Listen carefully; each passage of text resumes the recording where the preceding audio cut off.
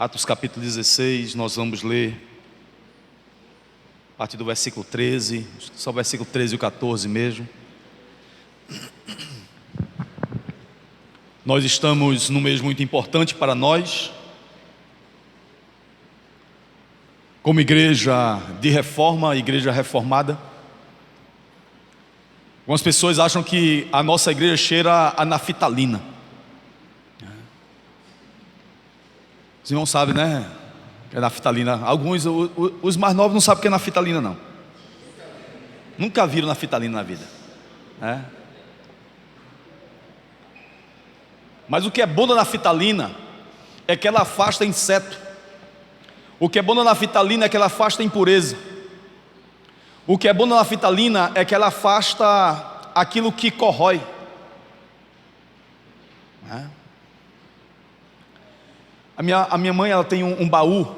Esse baú já era velho quando eu era criança, mas ela tem esse baú, um baú de madeira, com os cantos, com umas quinazinhas de ferro com bolinha. É uma coisa aí antiga, cheia de naftalina. Mas as coisas ali não se acabam. As coisas ali ficam preservadas. Ela é mais ou menos de 1 metro assim, por 50, é um caixote. Quando a gente brincava, a gente se escondia dentro. Era aquela coisa. A igreja presbiteriana, ou uma igreja reformada, as igrejas reformadas, por mais que elas sejam atacadas porque dizem que elas cheiram naftalina, elas são acusadas de serem muito velhas, arcaicas e antiquadas, retrógradas, muitas vezes antiquadas. Mas é justamente por ela ser antiquada e velar pela palavra antiga que ela se mantém longe daquilo que corrói a sã doutrina, daquilo que corrói o conhecimento acerca de Deus. Bendita a naftalina que mantém a sã doutrina em uma igreja. Nós estamos vivendo em uns momentos muito voláteis da história, que tudo é líquido, que nada se mantém, tudo se transforma e tudo vira fumaça. Mas a palavra do Senhor que nós lemos aqui no início não nos diz assim, né? O que nós lemos no início no Salmo 119 fala o contrário, que nós temos aqui retornar aos preceitos de Deus e nos manter nos preceitos de Deus, porque é eles que nos mantêm no centro da vontade dEle e na alegria de Deus. Eu terei alegria quando eu cumprir os teus estatutos. E como nós servimos a um Deus imutável, os valores dele são também imutáveis, o caráter dele também é imutável. O jeito dele ser, os seus valores não tem fim. Então eu não posso relativizar quem Deus é. Eu não posso, a troco daquilo que é moderno, aquilo que é da modernidade, aquilo que é do meu tempo, eu esvaziar o conteúdo solene da Escritura. Não. Eu não tenho que negociar os valores ou rebaixar os valores do Evangelho por causa de quem queira crer. Não.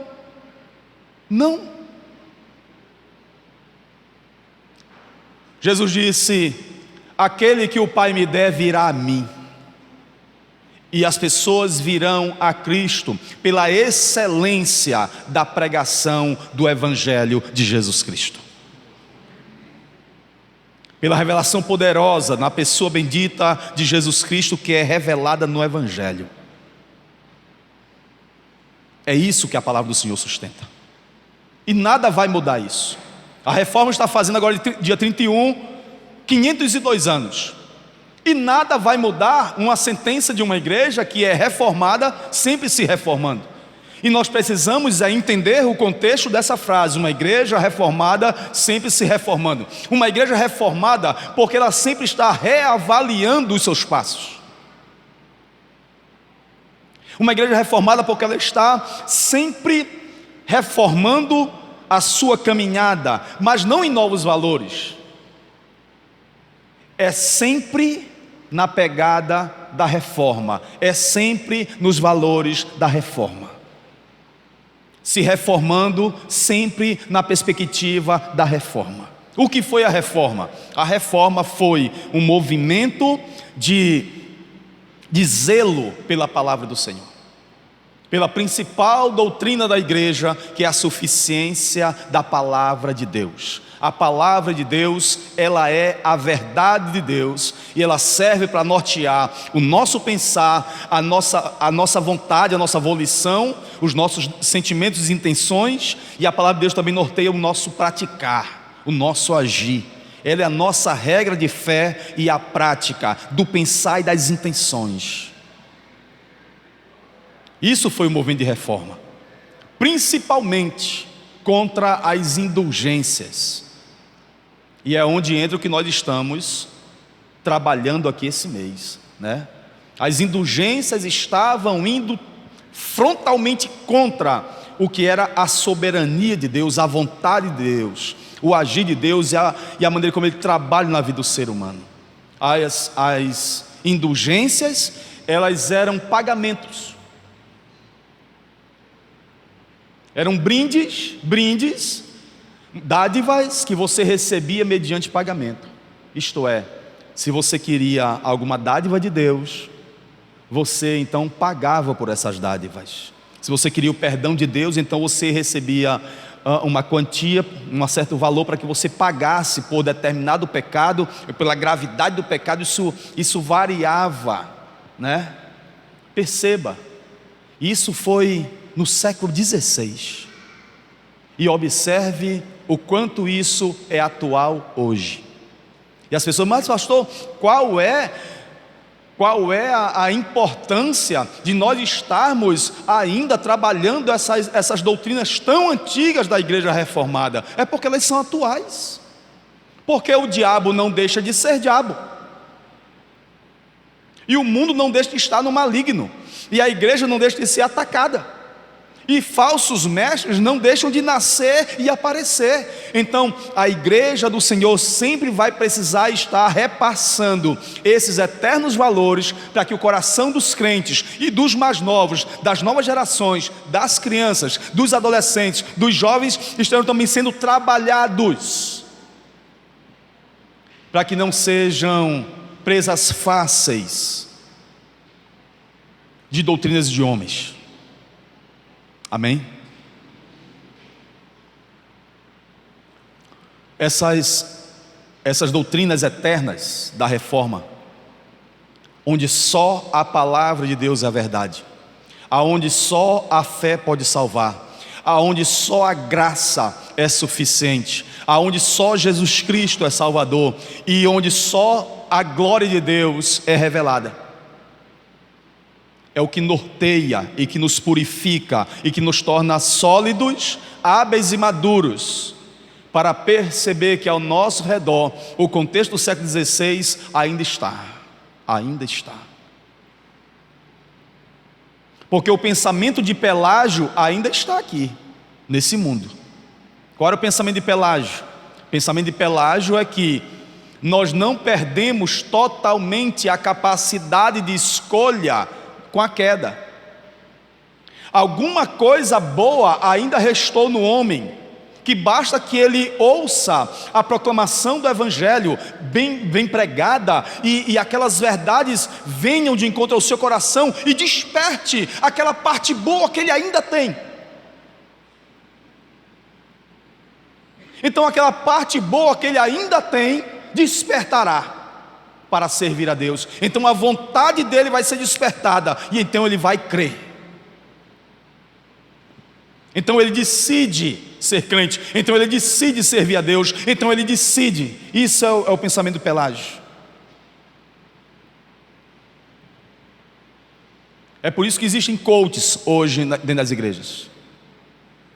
É por isso que existem hoje essas pessoas que pregam autoajuda, porque são justamente os coaches, essas pessoas preparadas com técnicas de convencimento, que são muito bem pagas, e é por isso que existem celebridades, pastores celebridades, porque eles estudam a psicologia, eles estudam a neurolinguística, eles estudam o convencimento e o hipnotismo para convencer, não para pregar o evangelho, mas para convencer. Isto é, uma igreja que usa coaches e usa celebridades, ela não confia no Espírito Santo, ela confia na capacidade humana de convencer através da boa oratória. E pela boa oratória, então, ela vai despertar aquele algo bom que existe no ser humano. Uma igreja que faz isso, que usa celebridades para encher seus templos, não crê no Espírito Santo.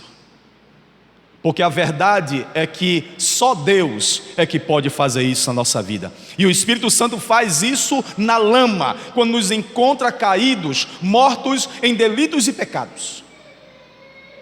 É uma ação contínua, ampla e restrita e poderosa, exclusiva de Deus, o Pai, na pessoa bendita de Jesus Cristo, pela operação do Espírito Santo. Não há nada em mim que possa despertar a vontade de Deus. Se não for Deus o protagonista, não é igreja do Senhor. E é por isso que as pessoas pagam 60 mil por um cantor, pagam 10 mil por uma pregação, porque elas são semi-pelagianas ou pelagianas, porque elas não entenderam ainda a doutrina da graça de Deus. É por isso que essas verdades precisam ser trabalhadas. Amém? Atos capítulo 16.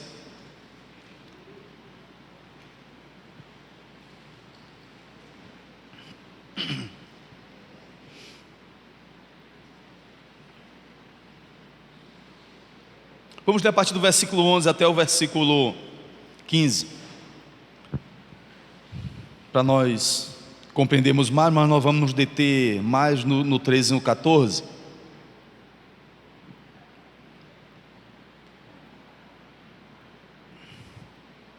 Amém? Tendo, pois, navegado de Troade, seguimos em direitura a Samotrácia, no dia seguinte a Neápolis, e dali a Filipos, cidade da Macedônia, primeira do distrito e colônia. Nesta cidade permanecemos alguns dias. No sábado, saímos da cidade para junto do rio, onde nos pareceu haver um lugar de oração, e assentando-nos, falamos às mulheres que para ali tinham concorrido. Certa mulher chamada Lídia, da cidade de Tiatira, vendedora de púrpura, temente a Deus, nos escutava. Aí nós vamos ver e meditar aqui sobre o protagonismo de Deus. Até aqui é o ser humano. Lídia os escutava.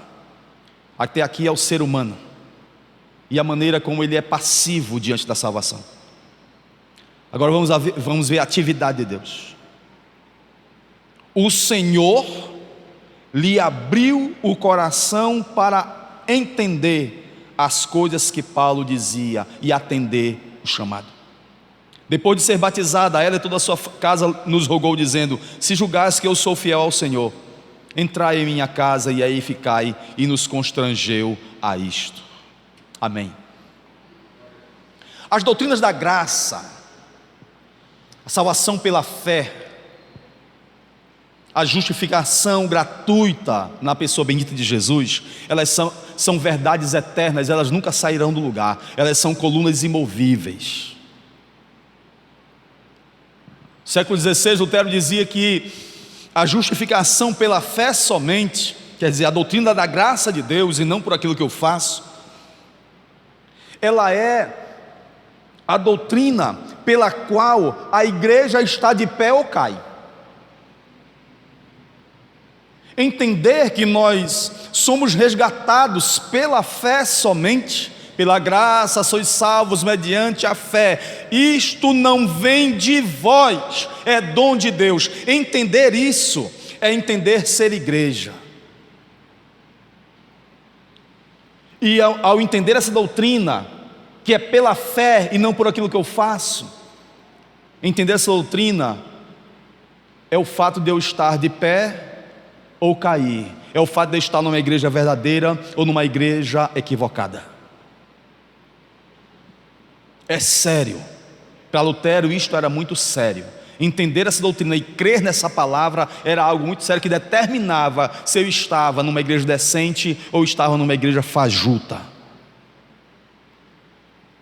Ou eu fazia alguma coisa para sensibilizar Deus a ser salvo, ou eu entendia que o seu amor, a sua graça e a sua soberania me alcançou, sem eu ter feito nada.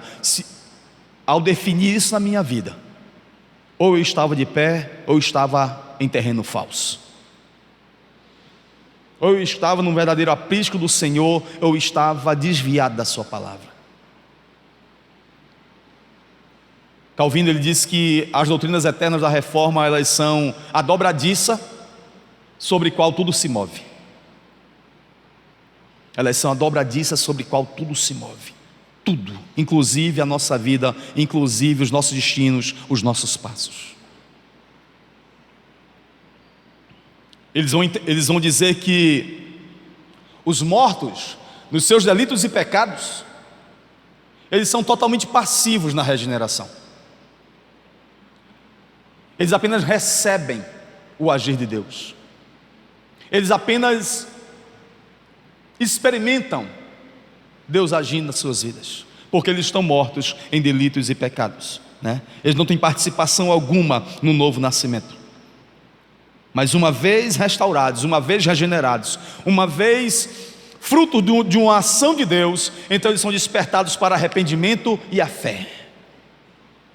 Então arrependimento e fé são resultados, são consequências de uma revelação bendita, de um despertar glorioso do Espírito Santo na vida de quem estava morto em delitos e em pecados. Lá em Lucas capítulo 6 diz que, acho que é o versículo 45, ele vai dizer que o homem bom, do seu bom tesouro, ele tira coisas boas. Observe, o homem bom, o homem regenerado, ele tem um tesouro bom, do qual ele tira coisas boas. E ele diz também que um homem ímpio, do seu tesouro ruim, ele tira coisas ruins. Então, quando nós estávamos mortos em delitos e pecados, não havia nada do nosso tesouro que nós pudéssemos tirar. Toma, Deus, recebe isso aqui do meu tesouro mau, porque isso pode ser que te agrade. Não havia. Porque todo nosso tesouro era mau e o resultado desse tesouro também era mau.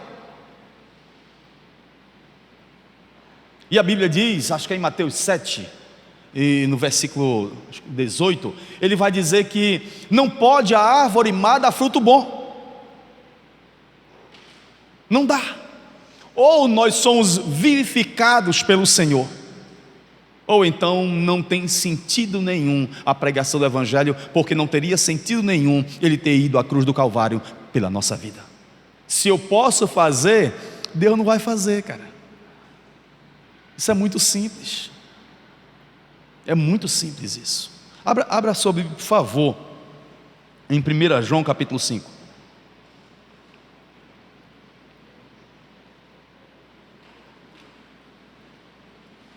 1 João capítulo 5. Veja o quanto é maravilhoso nós meditarmos sobre a suficiência da palavra do Senhor, a centralidade da salvação pela fé, a regeneração operada pela graça de Deus.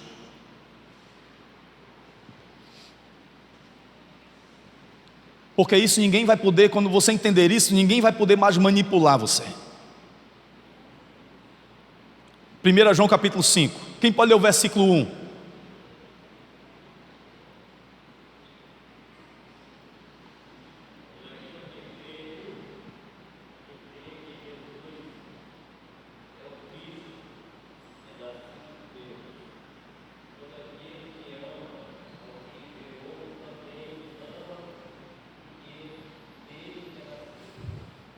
Quantos aqui creem que Jesus é o Filho de Deus?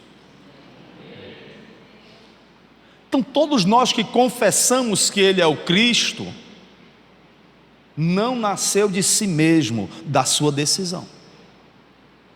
é uma consequência necessária da sua afirmação. Todo aquele que crê que Jesus é o Messias, nasceu de Deus. Foi Deus quem gerou isso nele. Foi Deus quem colocou nele a fé. Foi Deus quem despertou o seu coração. Foi Deus quem limpou o seu olhar. Foi Deus que fez alguma operação no seu entendimento. Foi Deus quem o vivificou. Esse que crê que Ele é o Messias, que Ele é o Cristo, ungido de Deus, nasceu dele. É uma consequência imediata e necessária. Porque se eu não crer dessa forma, se eu não acreditar no que está escrito aí, eu vou fazer de Deus um mentiroso. Quer ver? Vá lá para o versículo 10. Capítulo 5 de 1 João, versículo 10. Quem pode ler o versículo 10 bem alto?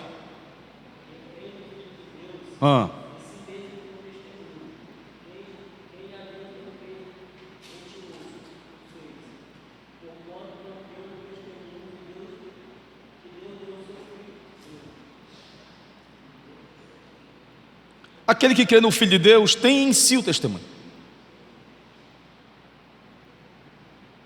Ele dá testemunho de que nele não havia nada.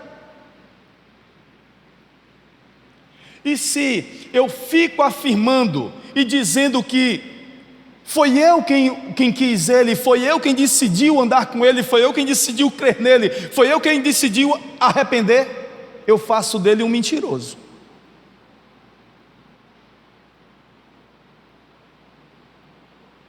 Eu aponto o dedo para Deus e digo assim: o Senhor não fez isso coisa nenhuma, o Espírito Santo trabalhou em mim coisa nenhuma, eu que decidi. E João diz assim: quem pensa desta forma faz de Deus um mentiroso, porque não crê no testemunho que Deus dá acerca de seu Filho. Qual o testemunho que Deus dá acerca de seu Filho? Que Ele é o Cordeiro que vem do céu, que tira o pecado do mundo. Não sou eu quem tira os meus pecados, não sou eu quem me justifico, não sou eu quem me limpo, não sou eu quem me regenero. Ele é o Cordeiro de Deus. Quando eu nego estas coisas, eu faço de Deus um mentiroso. Se isso não for grave o suficiente para nós revermos os nossos passos e a nossa maneira de pensar, eu não sei mais o que é suficiente. Mas pastor, por que as pessoas tanto ensinam isso diferente? Porque elas não conhecem a Escritura. Porque elas não estão preocupadas em lhe mostrar a verdade, elas estão preocupadas em encher seus templos. Elas estão preocupadas em dizer assim: na minha igreja tem 500 pessoas, na minha igreja tem 1000 pessoas, na minha igreja tem 5.000 pessoas, a minha igreja arrecada tantos milhões, e eu já tenho 300.000 igrejas no Brasil. Essa é a preocupação delas. Eu sou uma pessoa famosa, porque o meu canal no YouTube tem milhares de seguidores, e então eu sou uma celebridade desse país, então eu estou bem. Essa é a preocupação delas. Quando a preocupação for com a palavra do Senhor, e ela for ensinada para você só a palavra do Senhor, então não haverá uma outra preocupação.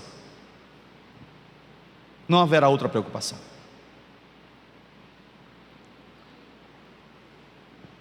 Só o fato de eu entender que em mim há um testemunho, que eu tenho que dar esse testemunho.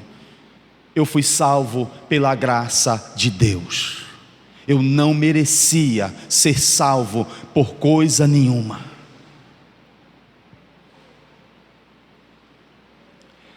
A gente não sabe quantas pessoas tinham nessa praça de oração. Eles chegaram naquela cidade. No sábado eles saíram para andar à beira do rio, tinha uma praça, e eles chegaram lá, era uma praça que era um momento de oração na praça. Eles começaram então a pregar o Evangelho. Nós não sabemos quantas pessoas estavam ali, mas nós sabemos que havia um grupo de mulheres ali.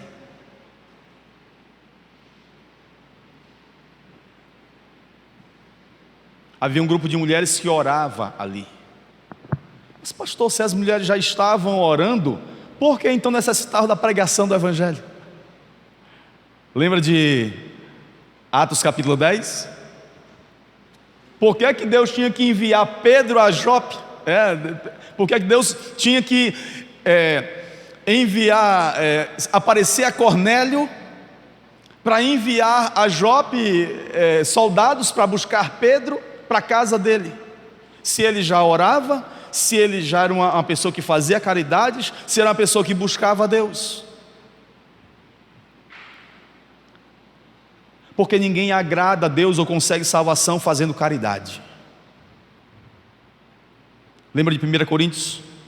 Eu posso doar todos os meus bens, eu posso oferecer o meu corpo para ser queimado, eu posso sacrificar a minha vida por outra pessoa, mas se eu não tiver o amor, nada disso me aproveitaria.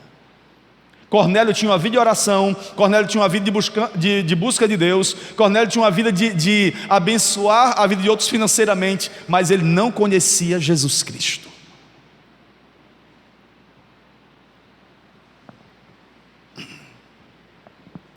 Essas mulheres também oravam, mas elas tinham que entender que para ir para o céu, para agradar a Deus e para tornar-se aceitável diante dele, precisava conhecer Jesus Cristo como Messias de Deus, o Cristo de Deus, o Salvador que tira o pecado do mundo. Elas precisavam entender que não era pelas orações dela, assim como Cornélio teve que entender que não era pelas boas atitudes dele. Não é necessário ser um cidadão de bem apenas, não é necessário ser apenas uma boa pessoa, é necessário nascer de novo. Amém? É isso que a palavra do Senhor ensina, porque senão eu faço de Deus um mentiroso. Ainda no capítulo 5 de 1 João,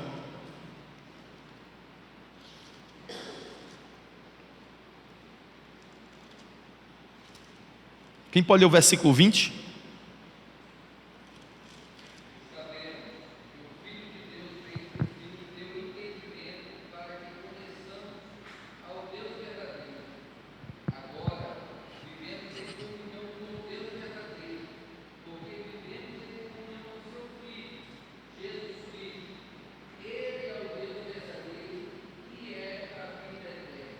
Isto é, nós só temos a vida eterna porque estamos em Jesus Cristo. E nós só podemos estar em Jesus Cristo se houver uma operação externa que trabalhe no meu entendimento. Veja, no versículo 20: sabemos que o Filho de Deus é vindo. Como é que eu sei que o Filho de Deus é vindo? Como é que eu sei que o Verbo de Deus se fez carne? Como é que eu sei que Jesus Cristo é o Salvador do mundo? Porque Ele nos tem dado entendimento para reconhecermos o que é verdadeiro. Se não houver uma operação no meu entendimento para que eu reconheça que Ele é a vida eterna, nada feito. Só através de uma operação gloriosa do Espírito Santo no meu entendimento, para que eu reconheça o que é verdadeiro, para que eu saiba o que significa estar morto em delitos e pecados, para que eu saiba que o meu delito, o meu pecado desagrada a Deus, entristece o seu espírito, eu estou longe da sua vontade. Enquanto eu não for despertado disto, eu estou um cadáver que caminha. The Walking Dead.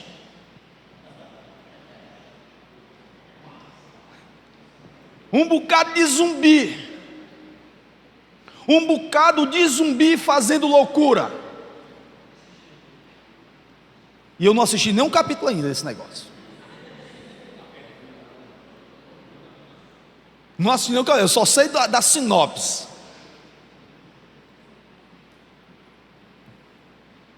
E o que mais tem é cadáver andando por aí, zumbi.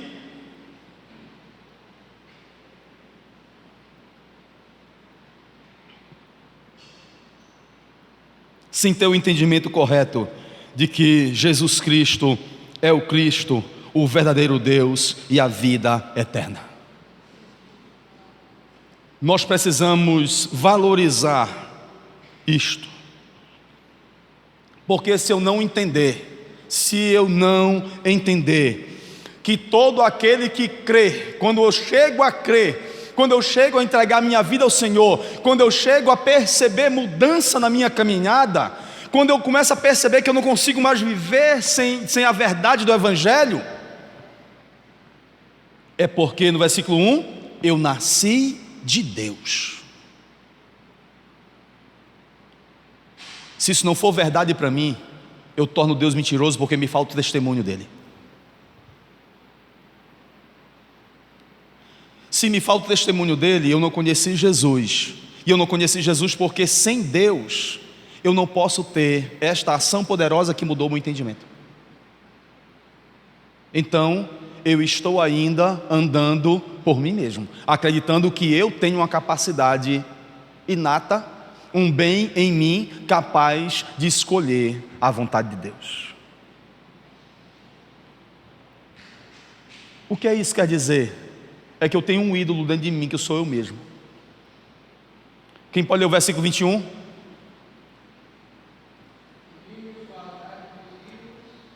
Guardai-vos dos ídolos. Vai dizer, meu filho, se guarde dessa idolatria de achar que em você existe alguma possibilidade, porque você está se achando muita coisa, e você é o seu Deus, porque você mesmo se purifica, você mesmo se salva, você mesmo se santifica, você mesmo se regenera, você mesmo faz. Então você é Deus.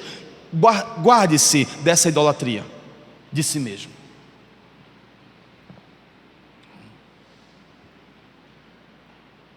Arrependimento e fé é uma operação divina no ser humano caído. Se não for essa operação bendita de Deus na nossa vida, nós continuamos perdidos em nossos delitos e os nossos pecados. Quando acontece a pregação do Evangelho, ou se crê ou se rejeita, mas ninguém pode resistir ao Evangelho. Você pode rejeitar o Evangelho, mas você não pode resistir ao Evangelho. O chamado do Senhor, ele é irresistível na nossa vida.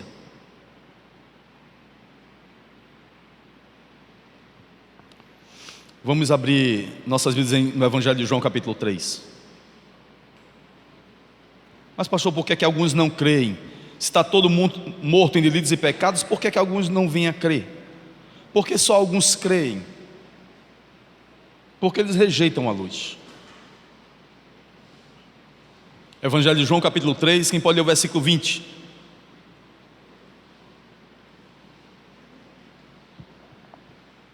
Quem pratica o mal odeia a luz e não se aproxima dela, pois teme que os seus pecados sejam expostos. Pronto, é simples.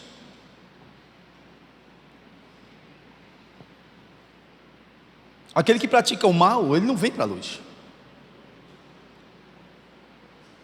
Porque a palavra do Senhor, ela vai jogar um facho de luz nas obras deles, e eles vão perceber que vão ficar desnudos e flagrados de que as obras deles são trevas e desagradam a Deus. Então eles não vêm para a luz. Eles ficam naquele joguinho de esconde, esconde. Vamos para Atos capítulo 16 e ver a maneira gloriosa que a justificação pela fé opera aqui, e do que isso nos guarda. Versículo 13 diz que no sábado eles saíram para junto do rio, onde havia um lugar de oração. Assentando-nos, falamos às mulheres que para ali tinham concorrido. Deus, ele sempre vai usar para chamar os seus, Ele vai usar crentes obedientes. E Deus vai honrar os crentes que obedecem a palavra do Senhor de pregar o seu evangelho. Porque Paulo chega naquela cidade, vai para a beira do rio, vê uma praça, e o que ele faz ali é pregar o evangelho. Deus não vai abrir o entendimento de Lídia para que ela não veja nada. Deus abriu o entendimento de Lídia porque a glória do evangelho estava sendo exposta ali. Deus abre o entendimento para que ele reconheça pela glória do evangelho a bendita soberania de Deus em chamar para si o ímpio, o caído. Porque a nossa condição é justamente essa. Vejam em 2 Coríntios capítulo 4. 2 Coríntios capítulo 4, no versículo 3, 2 Coríntios 4, no versículo 3, Paulo vai dizer que se o nosso evangelho ainda está encoberto, isto é, se algumas pessoas não creem, ele está encoberto justamente para aqueles que se perdem. Porque para aqueles que são salvos, Deus vai revelar. Quem pode ler o versículo 4? Deus deste mundo cegou a mente dos que não creem, para que não consigam ver a luz das boas novas, não entendendo esta mensagem a respeito da glória de Cristo, que é a imagem de Deus. Então esta é a essência, a realidade de uma pessoa antes de conhecer a glória de Deus na pessoa de Jesus. Ela está cega no seu entendimento, ela está incrédula no agir de Deus, ela não crê no agir do Espírito Santo, ela não consegue ver a glória do Evangelho na pessoa bendita de Jesus Cristo, porque o príncipe desse século cegou-lhes o entendimento, para que a luz da bem-aventurança da glória de Deus na imagem de Cristo não resplandeça na vida deles. Esta é a realidade de uma pessoa sem Deus. Agora, como é que uma pessoa sem Deus pode se abirrogar e se orgulhar de dizer que foi ela quem fez, foi ela quem decidiu, foi ela que veio, foi ela que arrependeu-se? É não conhecer a palavra do Senhor.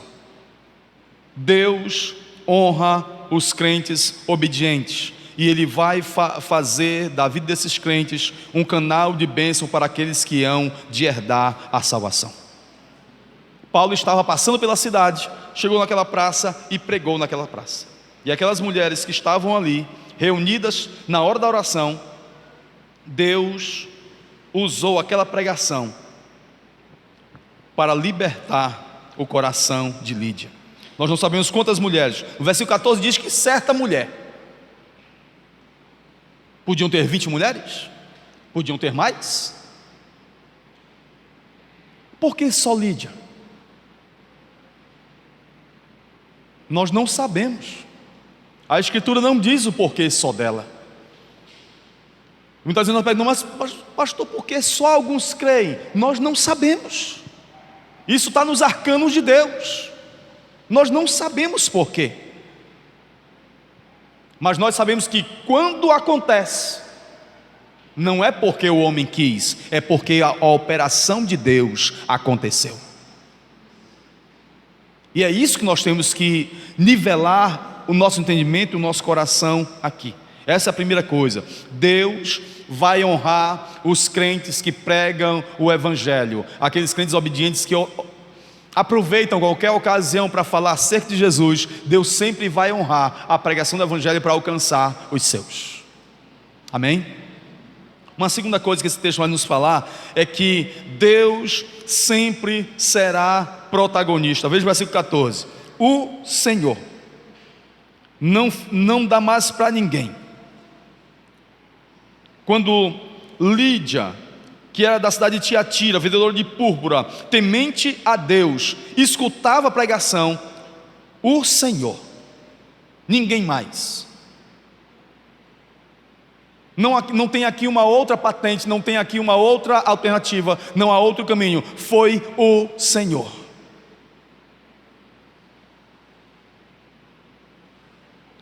Nós conhecemos pessoas que são tementes a Deus, nós conhecemos pessoas que têm bom caráter, nós conhecemos pessoas que têm boa moral, que elas andam bem, não fazem mal a ninguém, elas têm um bom testemunho diante da sociedade inteira, são pessoas boas, são pessoas amigas, você se sente bem ao lado delas, mas elas não reconhecem Jesus como Salvador. São gente muito boa, mas elas precisam ouvir o Evangelho, e elas precisam de uma operação bendita do Senhor na vida delas. Amém? E sempre é o Senhor que fará. Então não importa quantas vezes você prega o Evangelho e diga não, não importa quantas vezes você fale do Evangelho e confie no poder da pregação, confie no poder das boas novas, confie no poder do Evangelho, pregue o Evangelho. Você só precisa disso. A igreja só precisa pregar o Evangelho, porque toda autoridade, toda atuação é do Senhor, o Senhor. Se não for o Senhor que vai fazer, aí você tem que chamar um coach, pagar caro, chamar a Aline Barros, 60 mil a ela, Fernanda Brum, dar mais 80 mil, para ela vir cantar na sua igreja, para poder pessoas se emocionarem, para poder vir à frente. Aí você crer mais no homem do que no Espírito Santo. Aí quem está em pecado? Fernanda Brum? Não, quem está em pecado somos nós, que pagamos 60 mil para ela.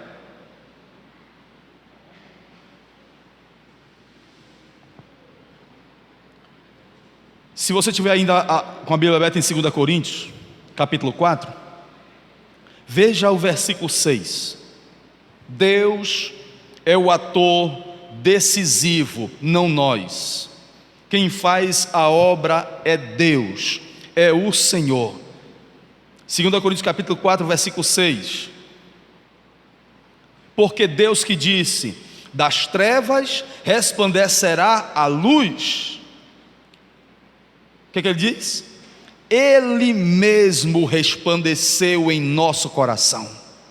Ele mesmo, não foi outro, não foi eu mesmo, foi Ele mesmo resplandeceu em nosso coração para iluminação do conhecimento, um entendimento, uma mente endurecida, uma mente em trevas, uma mente morta em delitos e pecados. Então Ele chega, Ele opera, Ele trabalha, Ele ilumina, Ele acende o conhecimento da glória de Deus pela face de Cristo, pela imagem de Cristo, pela pessoa de Cristo.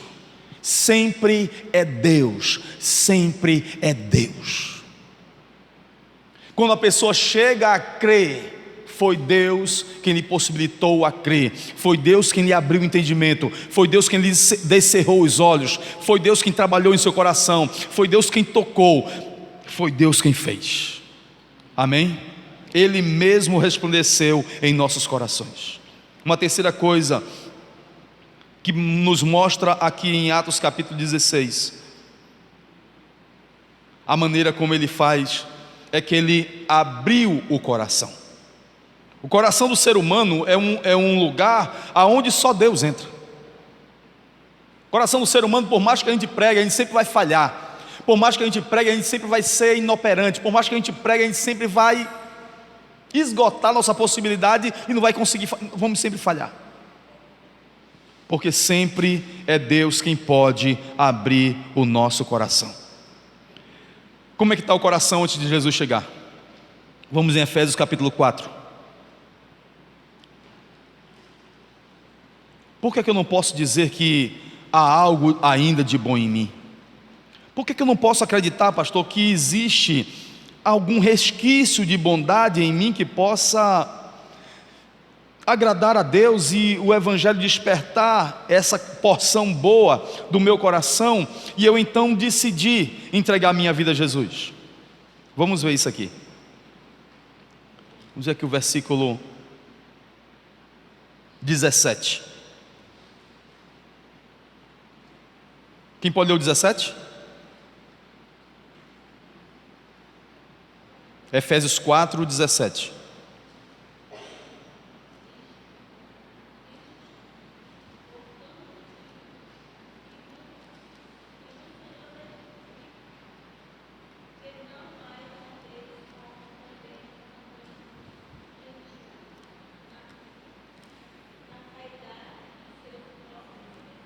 É assim como andam os gentios.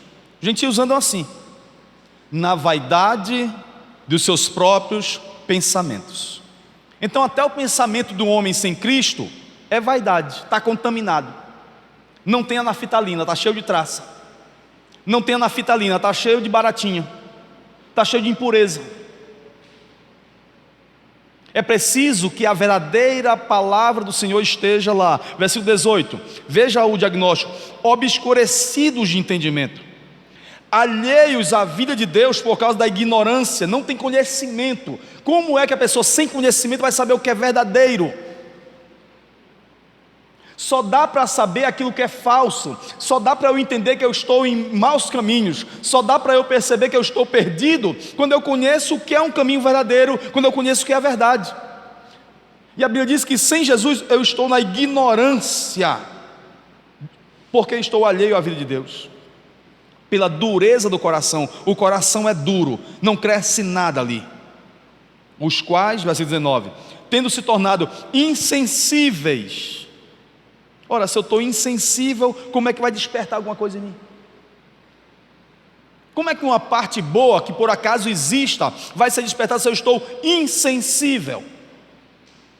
Dissolução, para com avidez cometerem toda a sorte de impureza.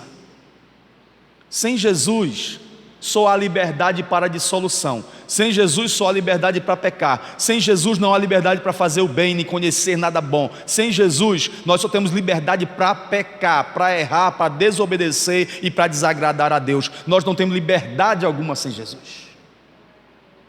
Este é o resultado de uma vida sem Cristo. É por isso que quando aquela mulher, que mesmo sendo uma mulher religiosa, sendo uma mulher de oração, ela precisava de alguém que lhe abrisse o coração. O Senhor lhe abriu o coração, girou a chave lá, mudou a sua maneira de pensar, mudou a sua maneira de ser, fez com que ela percebesse algo, um conteúdo, um anexo da glória dele que ela não tinha, na pessoa bendita de Jesus Cristo. Deus lhe abriu o coração. Amém? Sem ter um coração aberto por Cristo, a palavra bate, a gente prega, convida, a pessoa vem e frequenta, e depois frequenta, e passa anos e depois desaparece, e a vida dela continua a mesma.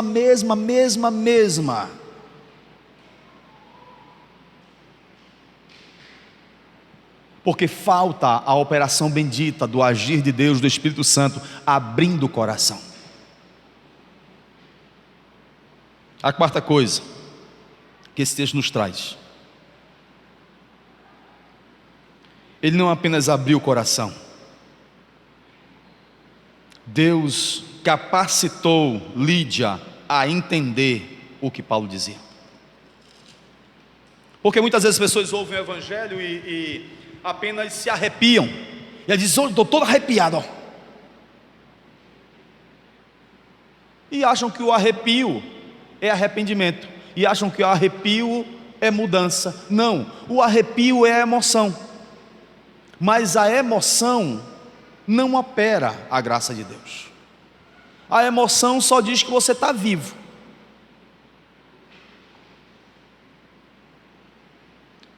Mas aqui Deus capacitou ela a entender, abriu o coração para atender às coisas que Paulo falava. Ela foi capacitada a crer que aquilo ali era verdade, né? Deus não apenas ajustou o foco dela, Deus também gerou arrependimento e gerou fé no coração de Lídia. É assim que Ele opera nas nossas vidas também. É por isso que nós não temos vocação nenhuma para sermos religiosos. Nós temos vocação para nascermos de novo na pessoa bendita de Jesus Cristo. Nós não temos nenhuma ordenança para nós sermos pessoas melhores. Nós temos que ser nova criatura, gerada em Deus. É essa a nossa vocação. Abra sua Bíblia em 2 Timóteo. Por favor, 2 Timóteo capítulo 2. É a nossa última leitura, já vamos terminar.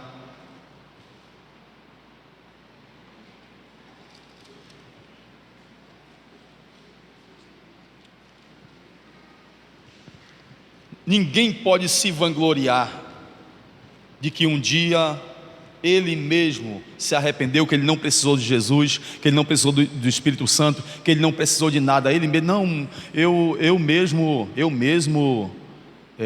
vim, eu mesmo, ninguém nem pregou, eu mesmo vim, né? Acho que você já viu alguém falar isso.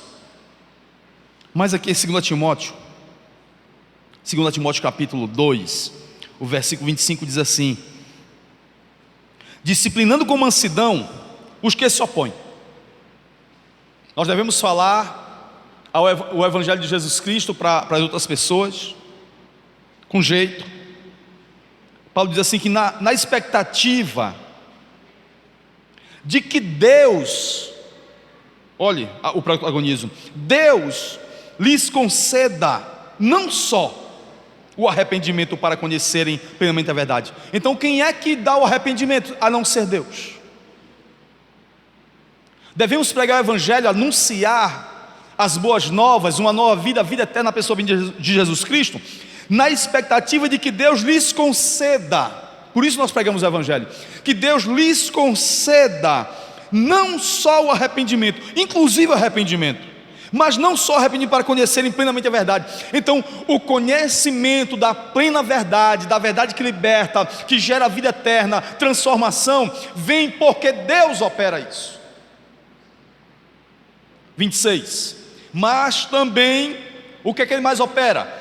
O retorno à sensatez, o livramento dos laços do diabo. Veja o que é que Deus faz. A pessoa diz, não, eu me libertei, porque eu fiz uma campanha de 7 dias, nós cantávamos 7 hinos de sangue, e foi por 7 meses, e porque eu fiz isso, então eu fui liberto. Não é porque eu fui não sei o que, e eu queimei meus pecados, tudinho que eu fiz, uma folha todinha, queimei numa fogueira, e então eu fui liberto.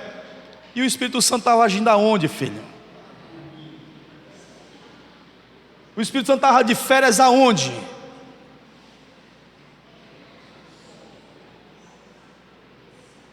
Você está dando crédito ao que você faz, e cadê a operação do Espírito Santo?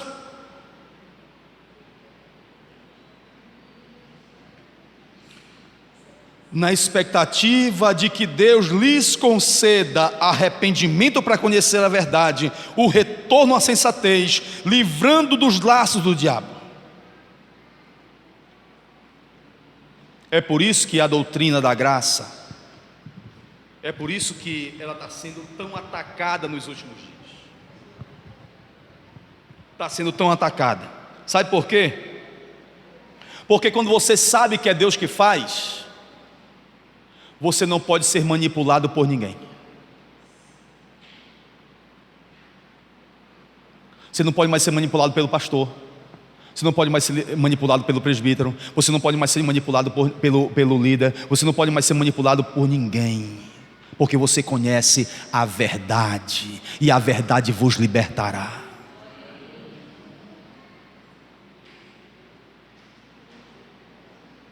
Você está entendendo? Nós temos igrejas aqui no bairro que eles têm um envelope para a gravidade da causa. Se a causa foi muito grave, você tem que ter, durante o ano você paga 12 parcelas de tanto, até que a bênção venha. Oxi. Até que a cura chegue, aí você recebe um envelopezinho.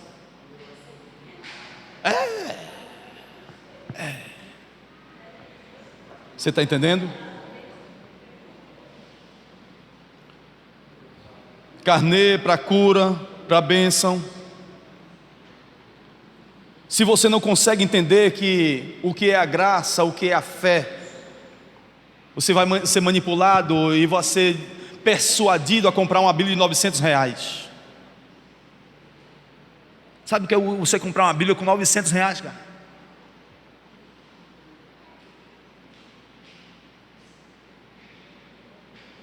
Mas tem gente que compra. Mas por que tem pessoas que compram isso? o que tem essa Bíblia, não porque essa Bíblia tem um comentário. Ô meu irmão, por Cristo Jesus nosso Senhor, me ajuda, não faz uma coisa dessa, porque não é tu que vai se enriquecer, é outra pessoa.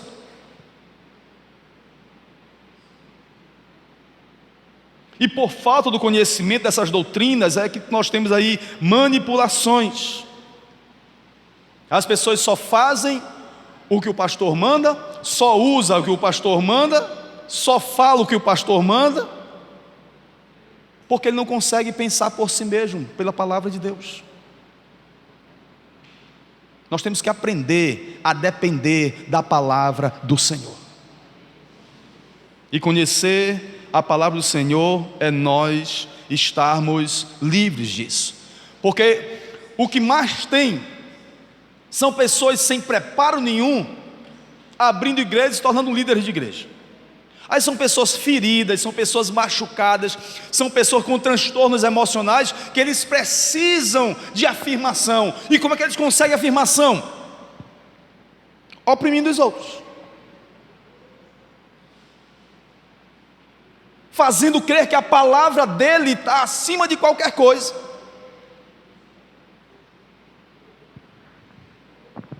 Feridos ferem outras pessoas. Aquilo que Judas diz, que eles estão no caminho de Caim, no caminho de Balaão e no caminho de Corá. Judas, capítulo, acho que é o versículo 23 a 25, tem essa questão, que os falsos mestres aparecerão e eles terão essas vertentes. Eles seguiriam o caminho de Caim. O que é o caminho de Caim? É o que ele não admite concorrente. Ele não admite uma pessoa que esteja fazendo a mesma coisa que ele. Ele não admite que o outro pregue, ele não admite que o outro faça, ele não admite que o outro faça também a mesma coisa que ele está fazendo, porque senão ele mata. Porque se alguém fizer uma coisa melhor do que ele mata. Eles andam no caminho de Caim, que matou Abel, porque o sacrifício de Abel foi aceito, o dele não. E nada ao redor dele cresce. Ele não tem descendência, ele não tem geração, ele não forma discípulos, ele não forma liderança, porque ele tem medo, porque o império é dele, porque a igreja é dele, não é de Jesus Cristo.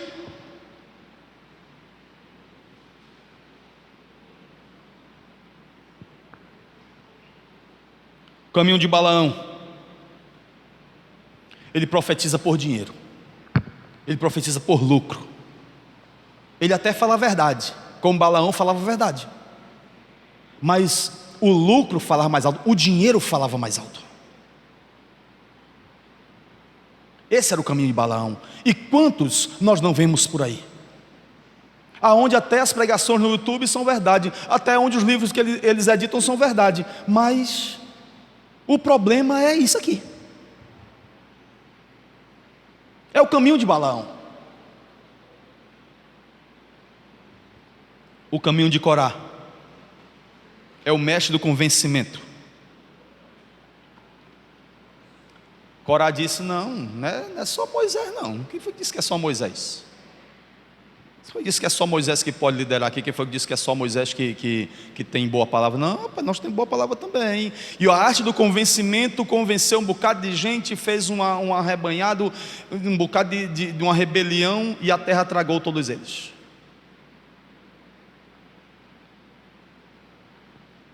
As doutrinas da graça e as bases da igreja reformada, elas impedirão que o nosso coração trilhe por esses caminhos. Porque tudo que opera em nós é uma ação bendita que vem do céu. Não somos nós que fazemos, é Deus quem faz. Se isso não for entendido biblicamente, nós vamos ficar circulando em torno do eixo. Mas quando isso for entendido, você vai experimentar uma grande liberdade na pessoa bendita de Jesus Cristo. Sua vida vai dar um salto. quando você perceber que tudo provém de Deus e tudo retorna para Ele, porque quando a glória dele vem sobre nós, nos restaura, nos regenera, nos dá nova vida, gera em nós arrependimento e fé, toda a nossa vida envolvida com a glória dele retorna para Ele. Ele nos dá a vida eterna. Ele não vem operar na nossa vida para nos deixar aqui, Ele vem para operar na nossa vida para nos levar para Ele. Amém? Que Deus em Cristo continue a abençoar nossas vidas. E o que aconteceu com Lídia tem acontecido também com as nossas vidas. Continue a pregar o Evangelho, porque só assim Deus vai encontrar outras Lídias.